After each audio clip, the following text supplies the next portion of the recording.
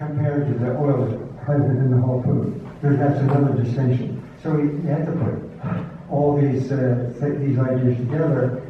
In the United States, most of the added oil is a problem, pretty serious problem, because in that case it's mostly omega-6, it's pro-inflammatory, it occupies much of the energy space and therefore leads to a reduction in consumption of whole plant-based foods. The saturated fats, not as bad as the polyunsaturated, by the way, but still occupy a large proportion of the total. The monounsaturates, the olive oil, and those of interest here in Europe, great interest, and the evidence indicates that it's not quite as bad as the saturates or unsaturates, if you will. But I was actually at the initial conference that was making a determination of the value of olive oil. It was at Harvard University in the early 1990s. And so we had some chance to compare it as something that wasn't told very much. The heart disease, breast cancer, and colon cancer rates are somewhat reduced, of course, as you know, in a Mediterranean country. That's very clear, and I think it's pretty reliable. But it doesn't come down to as low as what we see in real China, where total oil consumption is much lower. There's quite a huge difference.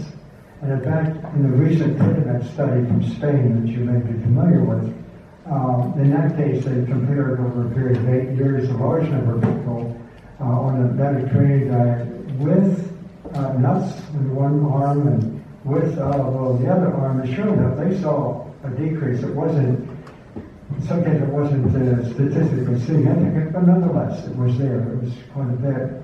But still, the decrease that is seen is still not nearly as low as what we see in rural China. So, I don't know what else to say. I mean, we need to do more work on that question. I'm not convinced, and I know I'm saying this to an audience that may really strongly disagree with me on this, but I'm not saying that the oil necessarily contributes to health. It minimizes health problems. In some cases, yes, it can contribute to health. I guess in some cases, at least compared to the unsaturated and saturates. But so we need more discussion on that. Really more discussion on that. And I think one of the things we do, whether it's olive oil or corn oil or anything, we become addicted to high oil intake. Really, we do suffer addictions to high fat and high oil intake. And that's what we want, that's what we desire, we become attached to it. What we find in these trials is that people go off the added oil, they acquire a different taste. And so any kind of oil then becomes somewhat difficult. That's been shown in some published data on that, by the way. That it takes about a month or maybe 2 months for some people, if they go down to less or no added oil, to acquire this new taste. It's a new world. It's a new experience.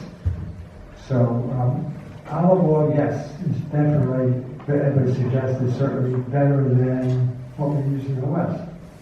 But I think the whole olive is probably the gem. That's the gold nugget. That's with all the oil it has in it.